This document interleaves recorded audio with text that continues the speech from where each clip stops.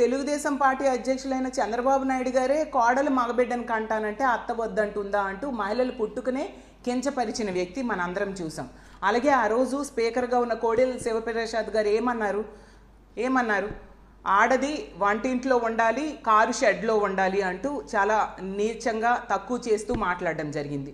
ఎందుకు ఆ ఎమ్మెల్యే అయిన బాలకృష్ణ గారు ఏం చెప్పారు, మహిళలకి కడుపైనా చేయాలి, ముద్దైనా పెట్టాలి అంటూ చాలా మాటల్లో చెప్పలేనంత దారుణంగా మాట్లాడడం జరిగింది. ప్రతి సందర్భంలో కూడా మహిళల్ని కించపరుస్తూ మాట్లాడింది మీ పార్టీ నాయకులు. అలాగే మీ పార్టీ నాయకులు ఇష్టం వచ్చినట్టుగా మహిళల్ని తక్కువ చేస్తూ అవమానిస్తూ వాళ్ళకి ఇచ్చిన హామీలు అమలు చేయకుండా మీరు పబ్బం గడుపుకుంటూ ఉండే పరిస్థితి.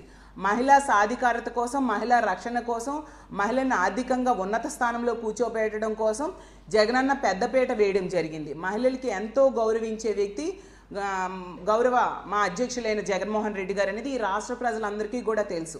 అసలు జగనన్న ముఖ్యమంత్రిగా ఉన్నంతకాలం కూడా తమ సొంత అన్న ముఖ్యమంత్రిగా ఉంటే ఎలాంటి భద్రతా భరోసా పొందుతారో అంతటి భద్రతా భరోసాని ఈ రాష్ట్రంలో ఉన్న మహిళలు పొందిన విషయం అందరికీ తెలుసు. అసలు కూటమి వాళ్ళు ఎన్నికల టైంలో చెప్పిన అబద్ధపు హామీలు నమ్మి ఓట్లేసిన వాళ్ళు ఈరోజు బాధపడుతూ ఉన్నారు. గుడిలో ఉన్న దేవుడిని వెలివేసి మళ్ళీ దేవుడు రావాలని ఇప్పుడు ప్రార్థనలు చేస్తున్నామే, అలాంటి పరిస్థితి మాకుందని ఈరోజు బాధపడుతూ ఉండే పరిస్థితి.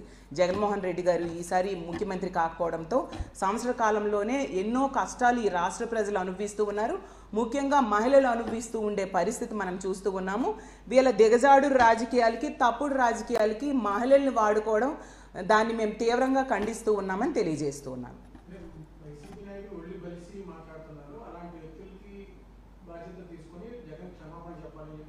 అదే అండి, ఎందుకు జగనన్న క్షమాపణ చెప్పాలి? చంద్రబాబు నాయుడు గారి లాగా కోడలు మగబిడ్డను కంటానంటే అత్త వద్దంటుందా అనేసి ఏమైనా అన్నారా? లేదంటే కోడెల శివప్రసాద్ గారి లాగా ఆడది వంటింట్లో ఉండాలి, కారు షెడ్లో ఉండాలి అంటూ అలాంటివి ఏమైనా మాటలు అన్నారా? లేదా బాలకృష్ణ గారి లాంటి మాటలు ఏమైనా అన్నారా? ఎప్పుడైనా మహిళల్ని పల్లెత్తి ఒక మాట అన్నారా? ఏ రోజు కూడా తల్లి అమ్మ అంటూ ఎంతో గౌరవంగా మాట్లాడే వ్యక్తి. అంతేకాకుండా తన పాలనలో ఇచ్చిన హామీల్లో మ్యాక్సిమం లబ్ధిదారులుగా మహిళల్ని చేసిన సంగతి మనం చూసాం. ఆ ఇచ్చిన హామీల్లో 99% నెరవేర్చిన సంగతి కూడా మనం చూసాం. మహిళల్ని రాజకీయంగా, ఆర్థికంగా, సామాజికంగా ఉన్న స్థానంలో కూర్చోబెట్టారు జగన్మోహన్ రెడ్డి గారు. అలాగే తీసుకుంటే మహిళల రక్షణ కోసం పెద్దపీట వేయడం జరిగింది.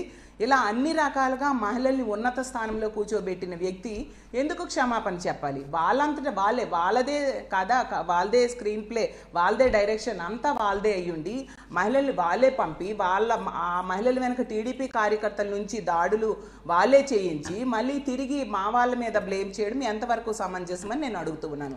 అంటే మహిళల్ని ఎంతసేపు ఇలాంటి ర్యాలీలకు వాడుకునే బదులు వాళ్ళకి ఇచ్చిన హామీలు అమలు మీద దృష్టి పెడితే బాగుంటుందని నా ఉద్దేశం అని తెలియజేస్తూ ఉన్నాను.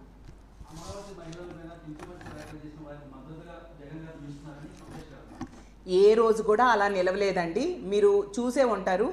అసలు ఒక డిబేట్లో ఒక వ్యక్తి మాట్లాడిన మాటలకి మా పార్టీకి ఏంటి సంబంధం? మా పార్టీకి కానీ, మా జగన్మోహన్ రెడ్డి గారికి కానీ, జగనన్న కుటుంబ సభ్యులు కానీ దానికి ఏంటి సంబంధం? ఆ వ్యక్తి క్షమాపణ అడగడం జరిగింది. అంతేకాకుండా సాక్షి టీవీ కూడా ఖండన విడుదల చేయడం జరిగింది. అలాగే మా పార్టీకి సంబంధం లేదని కూడా మా పార్టీ చెప్పడం జరిగింది. మా పార్టీ ముందు నుంచి కూడా ఇలాంటివైతే ఎప్పుడు కూడా సమర్థించదు. అది ముందు నుంచి కూడా మనం చూస్తూ ఉన్నాము. వెంటనే అందుకే ఖండించడం జరిగింది. సంబంధం లేని విషయాల్ని వీళ్ళు ఈ విధంగా ఏదో ఒకటి డైవర్షన్ పాలిటిక్స్లో భాగంగా ఈ విధంగా చేస్తూ ఉండే పరిస్థితి మనకు అర్థమవుతుంది. ఎందుకంటే ఈరోజు ఇచ్చిన హామీలు ఏ ఒక్కటి వీళ్ళు నెరవేర్చలేదు. అంతేకాకుండా తీసుకుంటే మహిళల రక్షణ గాలికి వదిలేశారు. ఇన్ని హామీలు ఇచ్చారు, 143 హామీలు ఇచ్చారు, ఏ ఒక్కటి కూడా ఈరోజు అమలు చేయలేదు. అంతేకాకుండా ఈ కూటమి ప్రభుత్వం అధికారంలోకి వచ్చాక విద్యుత్ ఛార్జీల ధరలు విపరీతంగా పెరిగిపోయాయి. అలాగే రిజిస్ట్రేషన్ ఛార్జీలు విపరీతంగా పెరిగిపోయి, మరీ ముఖ్యంగా నిత్యావసర సరుకుల ధరలు కూడా విపరీతంగా పెరిగిపోయాయి. కూటమి అధికారంలోకి వచ్చాక చంద్రబాబు నాయుడు గారు ముఖ్యమంత్రి అయ్యాక మనం చూసాం, అప్పులు 1,65,000 కోట్ల రూపాయలు, 1,65,000 కోట్ల రూపాయలు కేవలం సంవత్సర కాలంలో చంద్రబాబు నాయుడు గారు ముఖ్యమంత్రి అయ్యాక చేయడం జరిగింది.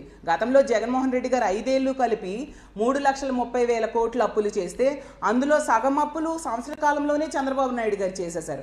అంటే పూర్తిగా పాలనా వైఫల్యం క్లియర్గా కనిపిస్తూ ఉంది. అంతేకాకుండా మనం చూస్తే మహిళల రక్షణ ఏ విధంగా గాలికి వదిలేశారు అనేది ఈ జరుగుతున్న సంఘటనలు బట్టి మనం రోజు చూస్తూ ఉన్నాం.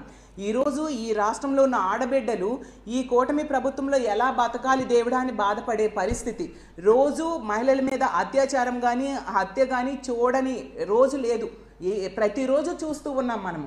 అంత దారుణంగా మహిళలకి రక్షణ కల్పించలేని పరిస్థితిలో అత్యంత నిర్లక్ష్యంగా మహిళల భద్రతని గాలికి వదిలేసిన పరిస్థితి మనం చూస్తూ ఉన్నాం. సో అన్ని రకాలుగా ఈ కూటమి ప్రభుత్వం ఈ సంవత్సర కాలంలో వైఫల్యం చెందింది కాబట్టి దాని నుంచి డైవర్ట్ చేయడానికి ఇలా లేని విషయాన్ని ఉన్నట్టుగా మాట్లాడుతూ జరిగిన సంఘటనని వక్రీకరిస్తూ ఇలాంటి పనులు వీళ్ళు చేస్తూ ఉన్నారు. అలా తీసుకుంటే టీడీపీ ఆఫీస్లోనే తెలుగుదేశం పార్టీ నాయకులు కార్యకర్తలు ప్రెస్ మీట్స్లో ఎంతో దారుణంగా మాట్లాడిన పరిస్థితి మనం చూసాం. అలా అయితే చంద్రబాబు నాయుడు గారి మీద, వాళ్ళ సతీమణి అయిన భువనేశ్వరి గారి మీద, కుమారుడైన లోకేష్ గారి మీద కేసులు పెట్టాలా చెప్పండి. అలాగే ఎల్లో మీడియాలో తీసుకుంటే మనం చూసాం, ఎన్నో డిబేట్స్లో ఎంతోమంది ఎంతో దారుణంగా మాట్లాడిన పరిస్థితులు చూసాం. మరి ఆ యాంకర్స్ మీద ఎందుకు కేసులు పెట్టలేదు?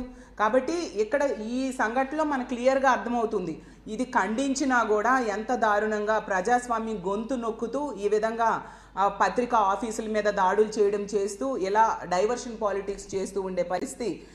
వీళ్ళ వైఫల్యాల్ని కప్పిపుచ్చుకోవడానికి ఇలాంటి పనులు చేస్తూ ఉన్నారనేది ఈ రాష్ట్ర ప్రజలందరికీ క్లియర్గా అర్థమైంది.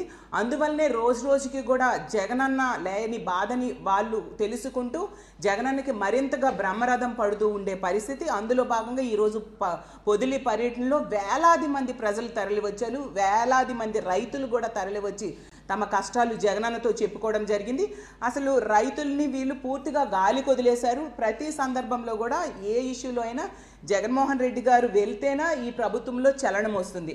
ఒక మహిళల మీద అఘాయిత్యం జరిగితే అక్కడికి జగన్మోహన్ రెడ్డి గారు వెళ్తేనా లేదా మా పార్టీ నాయకులు వెళ్తేనా వీళ్ళలో కొంచెం చలనం వస్తుంది. లేకపోతే ఎక్కడ వీళ్ళు పట్టించుకున్న సంఘటనలు లేదు అనేది ఈ రాష్ట్ర ప్రజలందరూ కూడా గమనించారు. కాబట్టి ఇలాంటి డైవర్షన్ పాలిటిక్స్కి, అలాగే ఇలాంటి కుట్ర రాజకీయాలకి, ఇలాంటి దిగజారుడు రాజకీయాలకి మహిళల్ని వీళ్ళు వాడుకుంటున్నారు. గత 3 రోజులుగా చూస్తున్నాం. సాక్షి ఆఫీసుల మీద దాడులకైతేనేమి, ఈరోజు పొదిలి పర్యటనలో ఏదో చేసేద్దాము అనేసి ఇలాంటి కార్యక్రమాలన్నింటికీ కూడా మహిళల్ని వీళ్ళు వాడుకుంటూ మహిళల్ని బలిపశువులుగా చేయడానికి వీళ్ళు పూనుకునే సంగతి మనం చూసాము. ముందు మహిళల్ని ఎలాంటి దిగజారుడు రాజకీయాలకి వాడడం కంటే వాళ్ళకి ఇచ్చిన హామీలు అమలు మీద మీరు దృష్టి పెడితే బాగుంటుందని నేను తెలియజేస్తూ ఉన్నాను.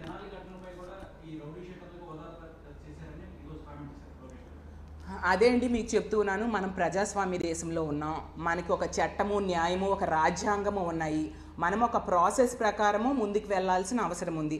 అది మానేసి ప్రతిదీ కూడా చేతిలోకి తీసుకొని చేస్తే అది కరెక్ట్ కాదు అనేది చట్టం, న్యాయము, ప్రజాస్వామ్యం గురించి తెలిసిన ప్రతి ఒక్కరికి కూడా అర్థమవుతుంది.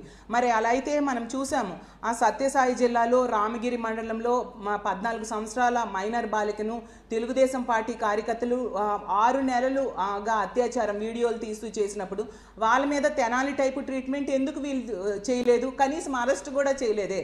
మొన్న మా పార్టీ నాయకులు వెళ్ళి అక్కడ యాజిటేషన్ చేస్తే అప్పుడు కొద్ది మందిని అరెస్ట్ చేయడం జరిగింది.